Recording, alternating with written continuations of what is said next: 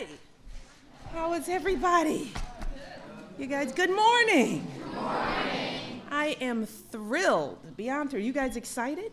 Yes. To be here? Was it a good movie? Yes. Oh, wonderful. I am so glad you all are here to help us celebrate Black History Month at the White House. We're doing a bunch of stuff this month, but this is one of the highlights.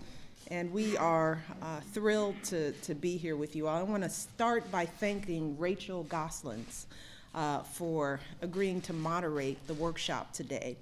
Rachel is a member of the President's Committee on the Arts and the Humanities, and what that means is that her job is to connect all Americans, especially young people, to music, art, dance, and film. So thank you, Rachel, as always. Thanks for all your hard work, and yeah, yay for Rachel. And of course, I also want to thank our guests who are with us today, Ben Zeitlin, Dwight Henry, and Quvenzhané, my girl. Did I say that right? Did I get that right? Quvenzhané Wallis for being here today. Let's give them a round of applause.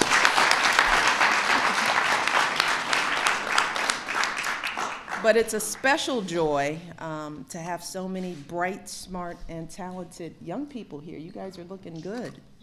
And I know that some of you have traveled all the way from New Orleans, is that correct?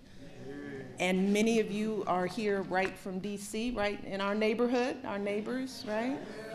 But let me tell you, no matter where you've come from or how far you traveled, we're just glad you're here today to watch what I consider to be one of the most powerful and important movies that has been put out this year or in a long time, quite frankly, Beast of the Southern Wild. And as I was telling the cast and the directors and the producers in the other room, I had the opportunity to watch this movie this summer with a large group of our friends and family, and the ages ranged from 3 to 75 years old. We got a big family. But it's rare these days to find a movie that can so completely and utterly captivate such a broad audience. And that was one of the things that struck me about this movie. It managed to be beautiful, joyful, and devastatingly honest. It's a movie that makes us all think deeply about the people we love in our lives who make us who we are. It shows us the strength of our communities, no matter what they look like. It shows us that those communities can give us the power to overcome any kind of obstacles. And it also tells a compelling story of poverty and devastation, but also of hope and love in the midst of some great challenges. So there are so many important lessons to learn in that little 93 minutes. That's the other cool thing, that a director and a set of writers and producers can say so much in just 93 minutes. And it doesn't always happen in a movie, quite frankly. But this one did it. And that's why I love this movie so much, and why our team wanted to bring it here to the White House and share it with all of you. I am honored and grateful that the creators and actors of the movie have taken time to join us here today, particularly given their extremely busy schedules. I mean, this is high season for film, right? Ben, Dwight, and Quvenzhané. Did I get that right? Do you have a nickname? A few. Okay. None you're willing to share with me? Q. Q. Can I call you Q? Sure. Okay. They've been traveling all across the country promoting this movie and preparing for the Academy Awards in a couple of weeks. Beast of the Southern Wild is nominated for several awards, including Best Picture, Best Director, and Best Actress. And Q, my girl Q here, is the youngest nominee. Is that the youngest person ever to be nominated for an Academy Award? And that's a very big accomplishment.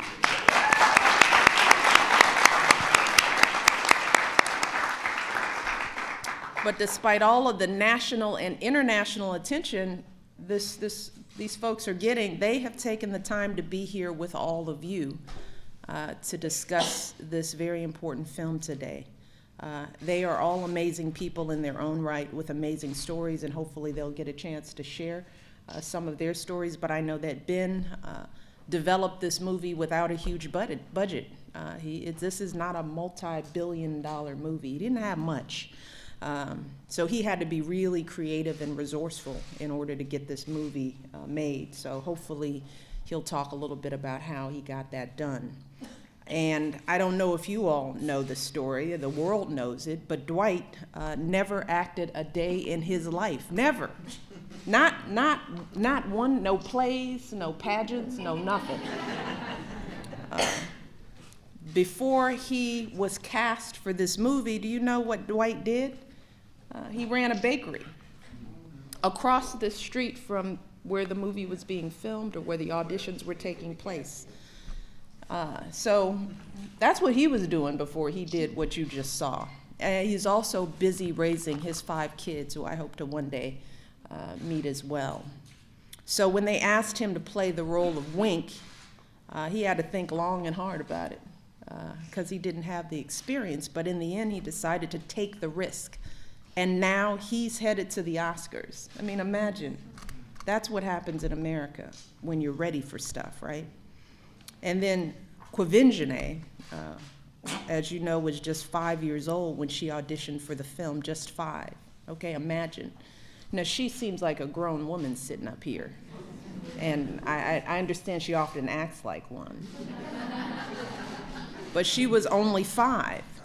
So hopefully she'll tell you a little bit about how a 5-year-old learns those lines and learns how to take on the role of that character and to bring that character to life, which is why she's been nominated for an Academy Award. It was very profound, amazing, and it doesn't happen often. So I think that we can all agree that she did an extraordinary job, as did everyone involved in this film. So these folks worked hard to make this incredible film, and I hope that you all take full advantage of this time today. Do you hear me, young people? Take full advantage of this time. Ask lots of questions. Don't be shy. I can't imagine that you all are shy, so don't act like it in here. It's because you're in the White House. Because we are all here today for you, and that's what we are here for you, okay? We did this for you. This event is important to me not only because I love and believe in this film, but also because I deeply love and believe in all of you. Do you understand that? I deeply love and believe in all of you, and I haven't even met you. But I know you're out there, and I know your potential, I know your promise. And I want to find every opportunity that I can to continue to find ways, whatever ways we can, to inspire kids like you all over this country to do amazing things. That's why we're doing this. This is for you, because the truth is that I know that I wouldn't be where I am today. And I know that my husband, President Obama, wouldn't be where he is today if he hadn't gotten that kind of inspiration from somebody in our lives. We wouldn't be who we are today without all those people who pushed us and believed in us and gave us opportunities to learn and grow and fulfill our potential. We wouldn't be here. Like the characters in this movie, we know that our families and our communities gave us the love and support to go out and pursue our dreams. But like Ben and Dwight and Quvenzhané, what I want you all to understand is that you have to do the work. All right, that's my message. You have to do the work, okay? We're not here because we didn't do the work. We all did the work. You all have to really be focused on preparing yourselves for the challenges and the opportunities that will lie ahead for all of you. You got to be prepared. So that means you have to go to school, plain and simple. Right now, your job, as I tell Malia and Sasha, is go to school. No matter what is going on in your lives, you have to go to school and you have to do your homework every day. Every day. That's all you have to do. That's your job. You have to prepare your minds and your bodies for greatness. That's how you have to think about it. You're preparing yourself for greatness. Because if Dwight wasn't ready, it wouldn't have mattered what opportunity was waiting for him. If he wasn't ready to take it, it would have passed him by. So I want you all to understand that reading is important. You have to read everything you get your hands on. That's one of the things that President Obama does. He reads everything. He reads all the time. You have to read, read, and read again. And then I want you to think about everything you put in your body, the kind of foods you're eating, because if you're not eating healthy foods, you're not getting your mind or your heart ready for the greatness that lies ahead. And every day, I want you all to imagine who you are going to be. All right, that's where it starts. You have to think of who you want to be in your head every single day. And think of all the images and the people that you see, whether it's me or Quvenzhané or Ben or the president. Think about who you want to be. And dream big. Don't aim low. Aim high. But then you have to get up every day and turn that dream into reality and work towards being who you envision yourself to be in your head. I still do that every day. Every day, I'm thinking about who I want to be and what I have to do every day, what kind of person I have to be, how honest and truthful and hardworking I have to be to achieve that image, that big, bold image I have of myself in my head. That's how me, the president, Ben, Dwight, Quvenzhané are doing what we're doing today. That's why we're up here. And we know, absolutely know, and expect nothing less from all of you, because we know you can be here too. That's our expectation. That's the trade-off of being here today, is that one day you'll be up here in some capacity doing some great thing. So work hard, enjoy your time here today, and know that we love you all, okay? Know that. And I have to go because they're going to have me do a bunch more work. But enjoy the discussion. Rachel, I will turn things over to you so that you can continue to inspire these young people. Thank you all for being here. And thank you for all the teachers and staff and the folks who are working with these kids, the parents who are here today. Thank you for your work. And enjoy. Rachel?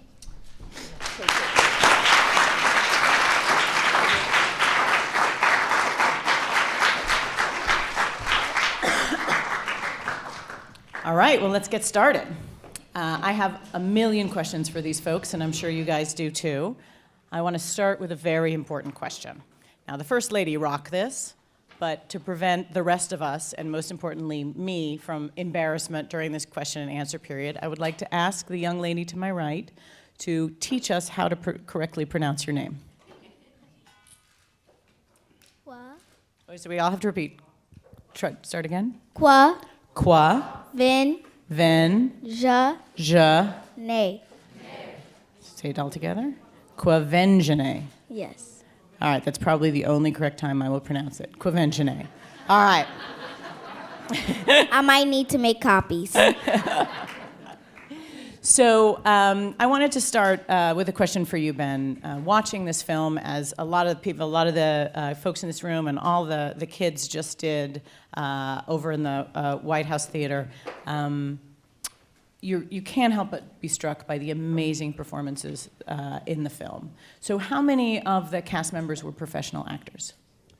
Zero. No one who was in the film had ever acted before in their lives. A couple people who had been in one of my short films, but there was nobody who had been through professional training or anything like that. We did about 4 or 5 months of work together after the casting, preparing for the roles where everybody really learned how to act and how to play these characters. So how did you go about casting for this film? And some of the people right over here, Michael Gottwald, led this casting push where we were in schools, in New Orleans and all through South Louisiana, where we'd go into classes and ask kids to come out to audition. We'd go to community centers, knock on doors, and just try to, get people out to audition for the film. And we looked at about 4,000 people trying to find the role that Quvenzhané played. And Dwight, as you heard, was running the bakery across the street from where we were doing that. And so we got to know him there, and he came in for an audition one day, and we found people. A lot of the people in the film are friends. We found people in a million different ways, but it was all people who we thought just had inborn talent and had a sort of openness that was going to allow us to learn acting. Tell me more about that. What were you looking for? How did you know when you found one of your characters? I mean, I think there's parts of it are looking for an actor. You're trying to find people who are confident, that believe in themselves, that aren't self-conscious, that and that you know that their personality somehow relates to what the film is, you know. And so, you know, we were really looking. The film is so much about people that are, you know, they're strong, they're fearless, they're resilient, you know, they're joyful. They're, you know, all those qualities, and not that you're trying to get people to play themselves, but you want everybody who's in the film to really understand it and to understand the characters and what the film is about. And so I think those were the two main things that we would look for. You know, and you just meet people, you know, like Dwight and Quvenzhané, who you just get along with. You know, I think that's a big thing too, is because you're going to spend, you know, not only 5 months of rehearsal, a month of shooting. We've now been on the road together for over a year. You know, this becomes your family, and so you take very seriously who you let in, and you want to find people who, you know, it's making a friend. You know, it's the same way that you look at someone and say, are we going to get along? That's really important too. So Quvenzhané, you had never done this before. You were 5 years old when you auditioned, is that correct? Yes. And then you were 6 when you started filming? Yes. So what was your favorite part about playing Hush Puppy? She was a Southern girl, and I am too. And she loves seafood, like I do. She loves animals and nature, and she just loves everything that just includes like a mystery or something that you can play with, or something that you can be friends with and always sleep with them at night and hug them and stuff like that. And what was your least favorite part about it? The mosquitoes, the mud, and that one scene whenever I had to touch that big, hairy pig. Really, it was the pig that did it for you. I didn't like that pig. The only pig that I saw was a pink pig. That's the only thing. All right, good to know. And Dwight, you were a baker. Yes. And I guess my first question is, are you still making donuts? Still making donuts. Okay, because they're My heart apparently is in the bakery fantastic, and I business. want Never going to stop doing that. And so you're sort of plucked from this life in which you're a baker to have this amazing experience that started with filming and ends with you going to the Oscars. Probably not ends, but that's the next stop. So what has been the most surprising part of this whole experience for you? Well, the most surprising part is, the greatest part is meeting all the different people, going around the country and getting a chance to meet all of these different people that I've admired for so many different years. Meeting Oprah Winfrey and meeting Miss Obama, and that's been the high point of all of the traveling I've been doing. Meeting all of the people that I've admired for so many years. So it clearly worked out well in hindsight, but you know the First Lady talked about risk, being prepared, taking a risk, and being prepared to take that risk. Did this feel like a risk for you, or did it feel like an obvious thing it to did do? feel like a risk, because initially when they came at me to do the film, when they told me I had the part of the lead part, initially I had to turn down the part because, you know, I've been in the bakery business, and I built the bakery for the past 8 years before I did the film to be able to pass down to my children. And my children are the most important people in the world to me. And, you know, I worked so hard to build a business for them. And when they came along and had the opportunity for me to do the film, you know, it was a lot for me to think about. You know, I could have been selfish and say, I'm gonna go do the film for myself, but then I've been sacrificing my children's future. So I actually had to turn down the film and told them I couldn't do it because I couldn't sacrifice the business that I'm building to pass on to my kids for a possible movie career. See, my bakery is something that I know I'm gonna have. That's my foundation. a possible movie career is it's fine, but it's a possibility. I don't know what's gonna become of the movie business after the movie's over. So I have to have a good, solid foundation to be able to hold on to my bakery. So what allowed you to take that risk? What put you over the Well, they line? believed in me. I actually thought back when I first opened up my bakery when nobody believed in me. I got turned down by every bank, every finance company, every friend, every family member. They turned me down. No one believed that I can open up my bakery and be successful with no money. But no one believed in me but myself. If you believe in yourself, that's the first step in being successful, is believing in yourself. And I believed in myself, and I worked hard. I worked 2 jobs because no finance company didn't want to give me no money to buy $100,000 worth of equipment for my bakery. So I worked 2 jobs. I took care of my family with 1 check, and another check, I bought 1 piece of equipment at a time. 1 piece at a time. It took me 3 years to open up, to build up, to get enough equipment, to buy a piece, put it in my grandmother's garage. Buy another piece next month, put it in my grandmother's garage. Eventually, my grandmother's garage was so full, she said, get that stuff out of there. I got it out there. Found me a storage unit, and after about 3 years it took me, I looked in that storage unit, I had all my equipment. Then I said, I gotta find me a building now. So looking all over the city to find me a building to open up this bakery that I wanted to open up.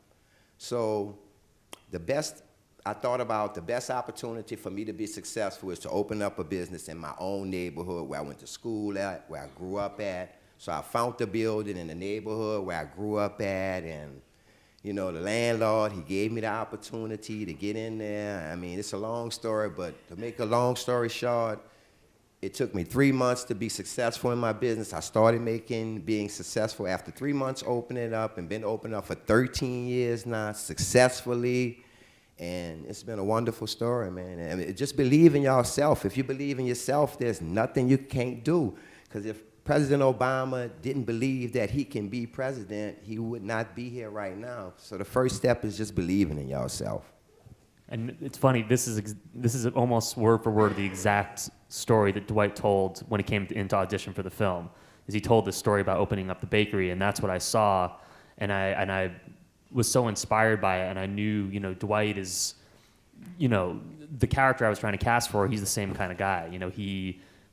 He absolutely believes that he's going to be able to survive in this town, and he believes in himself and his place. And I just knew when I saw the way that Dwight told that story and what he'd managed to do, coming from nowhere, and building something up by himself, I knew that he was going to understand this character. And so the crazy thing is the same story that started the bakery is what got Dwight into the film as well. So it's just about that determination that he has.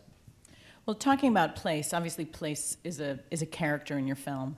The bathtub is a incredibly fully realized, really complicated, rich community. I'm struck in talking to you about this film at how much community figured into how you thought about this film, how you went about putting together this film, and what you wanted to come out of this film. Could you talk a little bit about that?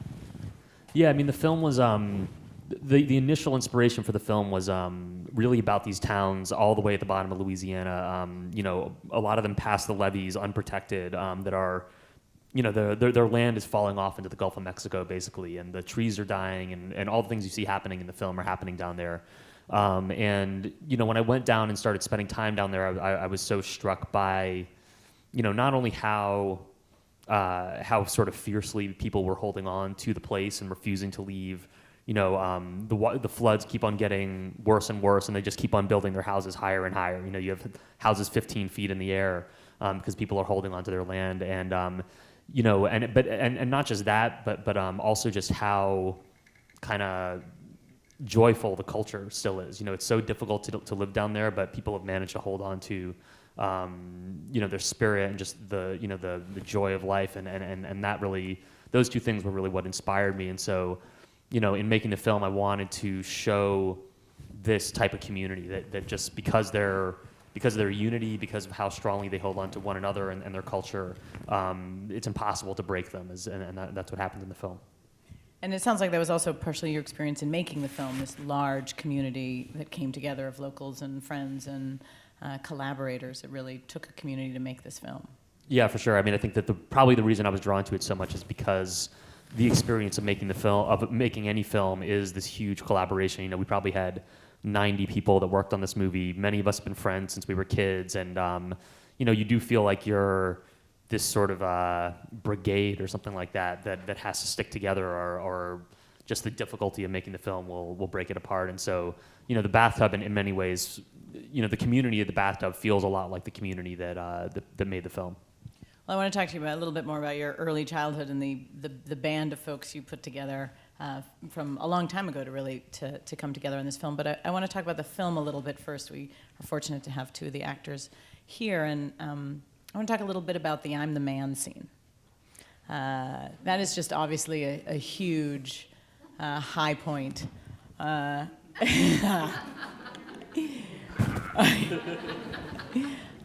In the film, and it's so rich and complex. Can you just tell me a little bit, maybe first you, Dwight, and then you, Quvenzhané, about what was going on for you in that scene and how you thought about it and what it was like to shoot it?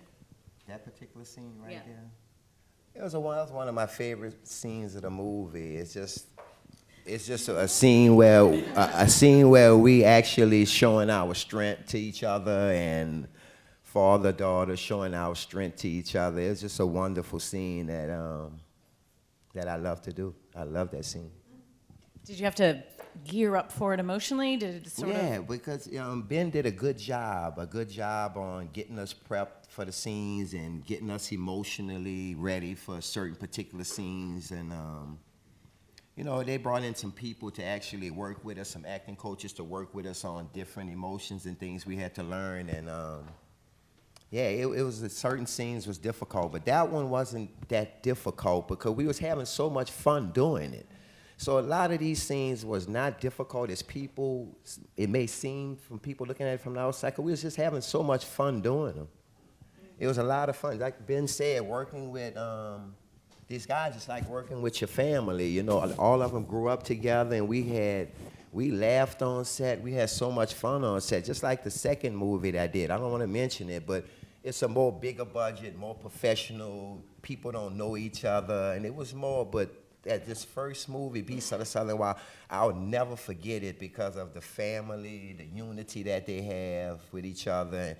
And none of the scenes wasn't difficult. It was just we was having so much fun doing it. They didn't even have to pay me to do that. It was fun. Did you hear that? I think.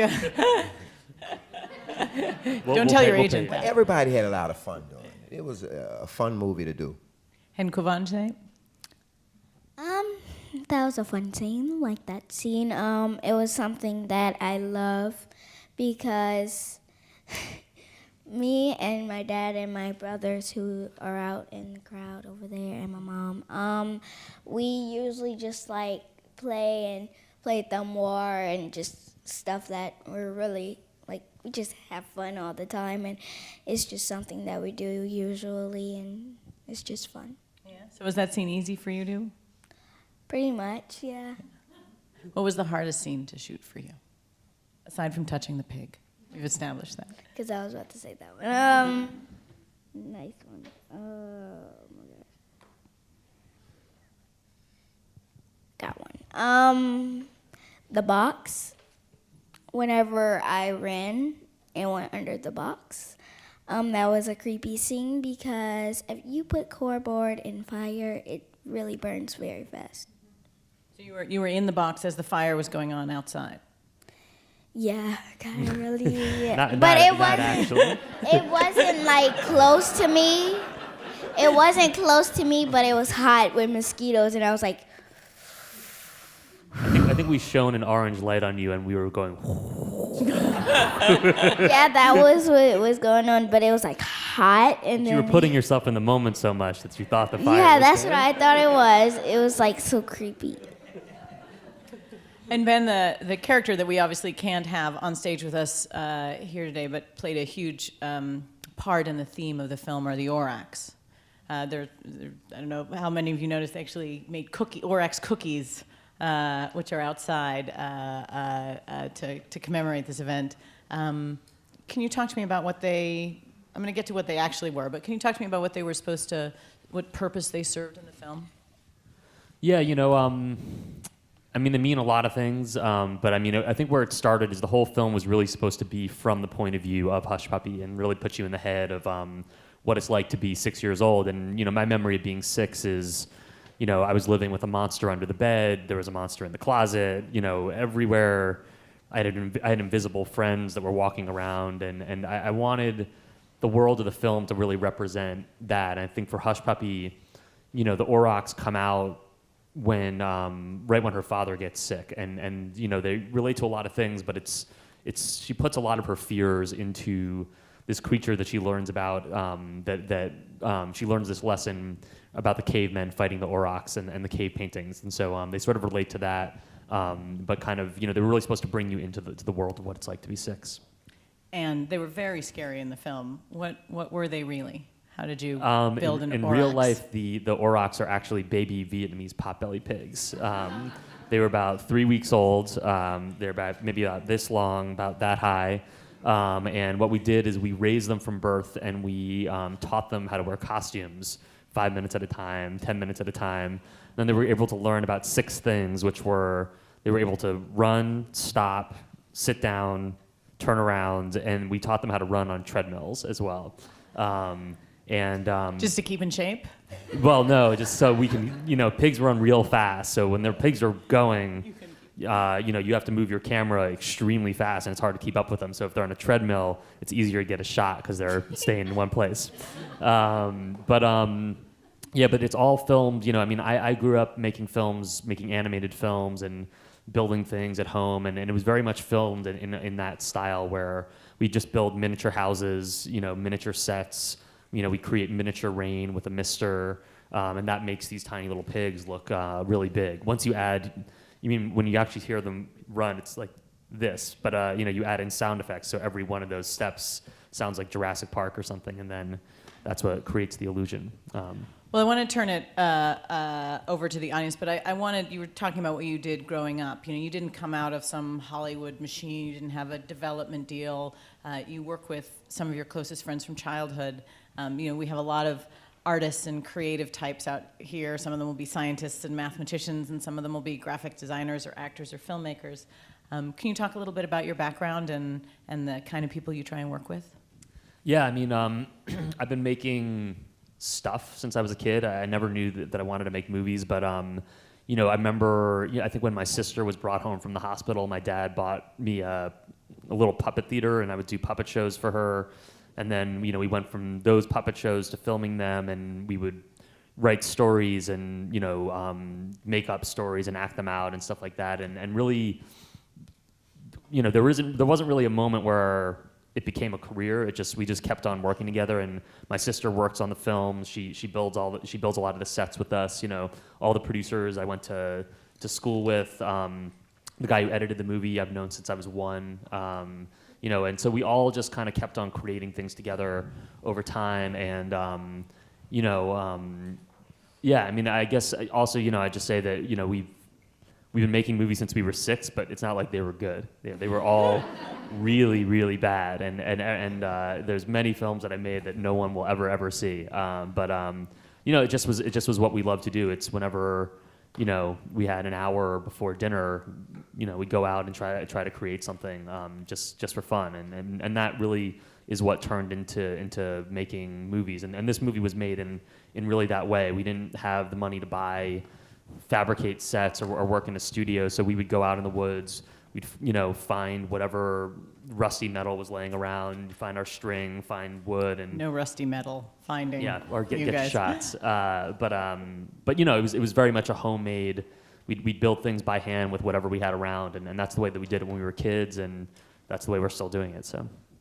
Great. Well, I want to turn it over to the audience, but actually the first question I want to pose to some folks in the audience, in addition to the people on stage with us here today, we're lucky to have Lucy Albar, the co-writer of the film, Kulendria Wallace, Quivanjane's mother, and her family members, and the 3 producers that Ben was talking about who made the film. So I wanted to ask whether any of you had anything you wanted to add to this before we turn it over to the audience, see if any of the producers had something they wanted to add. Sure. I just wanted to say it's particularly cool to have kids from after-school programs here because, in fact, the casting process was so long and comprehensive for this film that we found so many kids that we liked a lot that we actually started our own after-school program in New Orleans with about 20 kids that we divided up into 3 classes, and they each got to make their own short film. Or we worked with them to make a short film, and then we had a premiere where they all got to watch their short films that they had helped create. And so doing stuff like that is part of why we all kind of got into movies, I think. You know, to make movies with the community around you and with your community of friends, with your community of classmates, and with your community of people that you're in an after-school program with. So, yeah, we're just very happy to be here and happy to be here with you guys. Yeah, Great. I actually was curious if anybody from New Orleans actually auditioned for this movie, because I wouldn't be surprised. Maybe not. Sorry, I do think we have another name. Dwight, didn't one of your sons actually go to Batiste Cultural Arts Academy, which is, all right, Batiste, raise your hand. Good job. All right, so I'd like to open it up to anybody in the audience. We have somebody passing around a mic. If you could stand up and say your name and then ask your question. I'm sure these guys would be excited to answer them. There's always a pause. Yes, ma'am, in the blue shirt in the front. Well, my name is Johnny, and I'm with Higher Achievement, and my question is for Quavinjane. Yes. And it was, how did you prepare yourself emotionally for the really challenging scenes? Well, my brother Vinji helped me because he would aggravate me, but I still love you. Vijan, on the other hand, he was aggravating, and he is lovely. I still love you. And my mom, just a piece of everything. And my father, everything. So, So it was really your family that helped you yeah, kind of pretty much. stay focused and gear And up my for those sister, scenes? she's so sweet. I love her. Great. Another question? All right, you young lady over here in the front.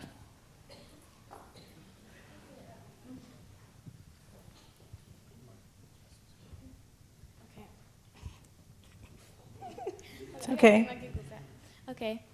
My name's Amia, and I go to Johnson, and I have a question for Kwan. I can't say Oh, that. I know what you're saying. I'm gonna call you Q. Okay. So I have a question for you. So like when you like was crying in the scene, like, were you really crying? Were those real tears? Yes. And would you do another movie?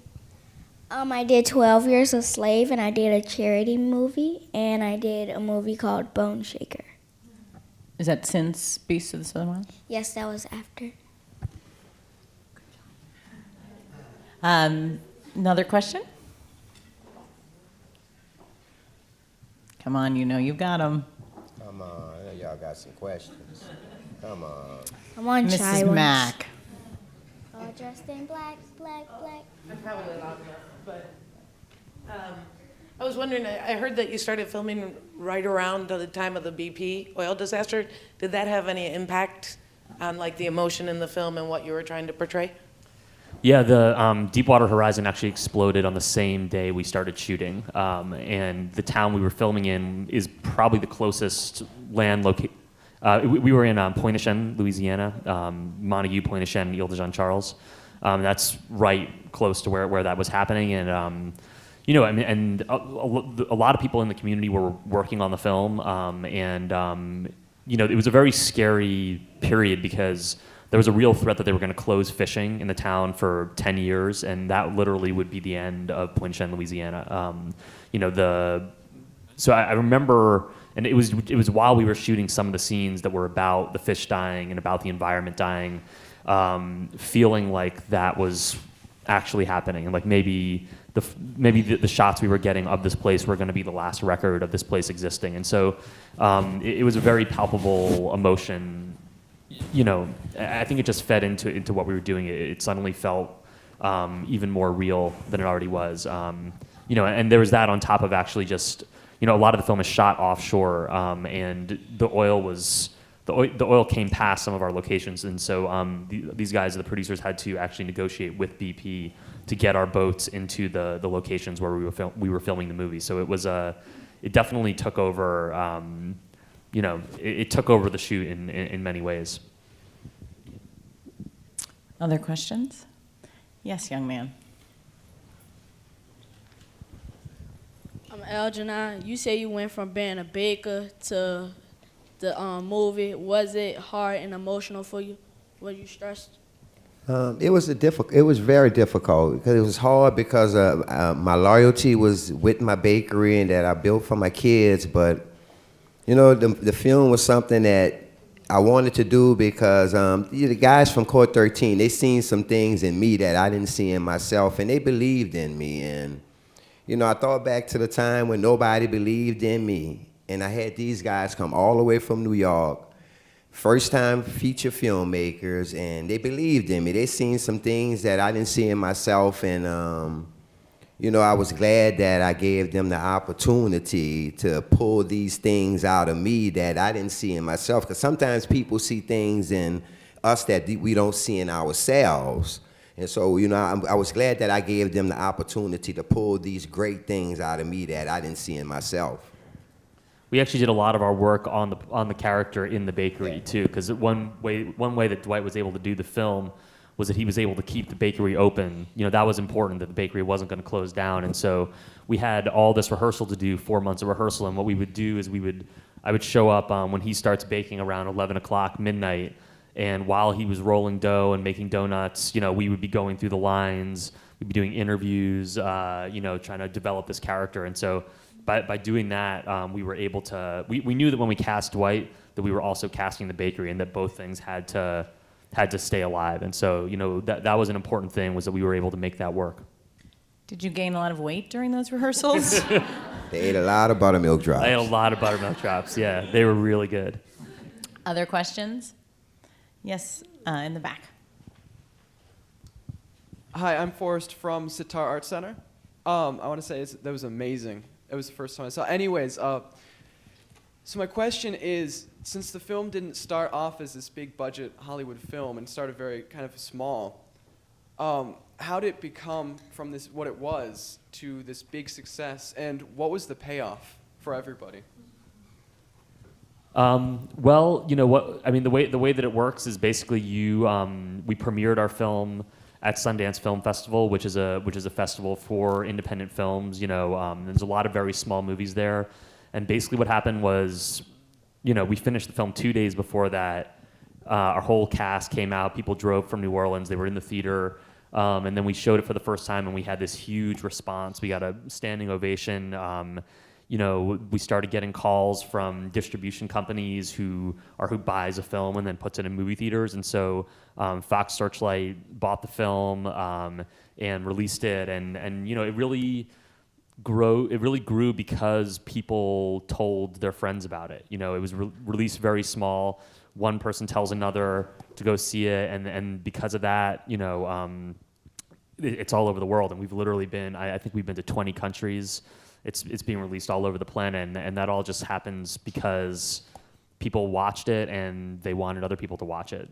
Because, you know, even though the film was bought and released, you know, most films that go far have famous actors in them, or, you know, some sort of famous person associated with it in some way. And this was really just the same way the movie was made, with just, you know, people, you know, a grassroots community. That there's really been a community that's formed around getting this film out into the world, and now, you know, our community includes the White House. It's pretty wild, but it's really just that's how it happens. Okay, I think we just have time for maybe 1 or 2 more questions. Oh, and now all your hands go up. All right, I'm gonna stick with the kids in the middle in the purple beads.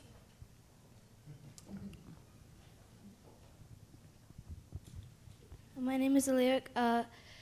You said you had like your sights focused on baking, and after the movie, do you think you want to continue acting? Yeah, I actually did another film I did after Beasts of the Southern Wild. But I have so many different things going on. I have another bakery that I'm actually opening up in Harlem this spring. And I have so much going on right now, so it's just unbelievable. If something else, I'm just actually riding a wave right now because I have so many different things, wonderful things going on right now, to where I'm really trying to put a team of people together to be able to do everything, to be able to do films again if they come along, and to be able to keep my bakeries open, expand my bakery business at the same time. So I'm trying to build me a team of people together, a group of people, just like Court 13, to be able, where I can be able to do all of these wonderful things. All right, in the back in the green shirt.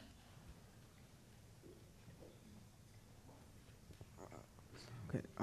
My name is Daniel. I'm with Sitar Arts Center, and like around the beginning of the movie, you slapped her, right? And like, Tough and love. then like It's called tough love. Yeah. Like that surprised me because I actually like thought it looked like so real. Like if you actually did slap her, like how? She burnt the house down. I had to do that. If you burn your house down, watch what your mom, your dad do you. All right. So, but Kuvanje, no, were you? just to answer the question, it wasn't a real slap. That's sort of part one of my question. My other part is like, how did you like make it look so real that like? Maybe I should answer this one. Yeah. Basically, it's sound effects and where you put the camera. You know, if you were to watch it from here, you know, you would see I would just go like this. He would turn his head at the right time, and it wouldn't look good. But if you put the camera over here, as my hand's going by his face, he's turning his head, and then we add in a sound effect that makes it sound like he hit her, and then. Never touched it. Yeah, but Never he was even touched it. he was far away. We had a problem because it was so funny that every time she would get slapped, as her face was going by, you would just see the smile opening up on her face. And so it took a while to get serious and really make ourselves feel like it was happening, even though it's an illusion. All right, 2 more questions. I think, yes, there was one over here, young lady in the black sweatshirt. This question is for Q. Okay. How did you balance school and your acting career? When we were shooting, I actually had like a tutorer, and she would go there and just like teach me. And while I'm here, I'm on my break. Yay! While I'm here, the teachers send me work, and I just do my work that way. All right, great. Last question, you in the front. If you said that the pigs were only babies, how did they look so big compared to Quinanjane when she was just standing there? Sure, yeah. Most of the effects are all done with miniatures, but that one's a little bit different. For the last scene of the movie, we take the pigs and we film them on a green screen, and then you basically, when you do it on a green screen, you can cut out what's on the green screen and you can blow it up to any size you want. And so, when she was acting, she's actually looking at somebody holding a cardboard cutout of an Aurochs, which was That was Corey. Corey was holding the cardboard, and so then when we go into the computers afterwards, we erase Corey with the cardboard cutout, and we put in a giant pig. But yeah, even those pigs are tiny little babies. So before we go, I want to ask the folks up here, we have an amazing group of people here with us in the White House today. People who go on, and kids will go on and do all kinds of amazing things, and parents and educators and government folks and principals. So what is one message that you would want to leave them with as your final thought for the day? Keep your head up, never let it down. Believe in God, He's always there, always by your side. He's never gonna leave. Just keep believing in your parents, and parents, keep the phones on, because you never know, something might call, hit the bell, and you just wanna go to the audition, so just keep the phones on. Dwight? Believe in yourself. Believe in yourself when nobody else in the world believes in you. Just as long as you believe in yourself, anything can happen. Yeah, and I just say, stick with your friends. You know, I mean, I was y'all's age when I met a lot of the people that I've worked with my entire life, and you know, yeah, doing what you want a lot of times is just doing things with the people that you love, and you know, so you know, work hard and stick with your friends, and you know, it's yeah, you know, it's a great life being able to be creative, you know, and so, you know, when I was a kid, it was always just try to use my imagination as much as possible, and you know, just when I had free time, just make what I wanted to make, and you know, it's turned into something really gigantic. So it's a great thing. Well, thank you guys so much for being with us here, and thank you all for coming. And I believe there are Orax cookies out there in the foyer. And thank you all very much.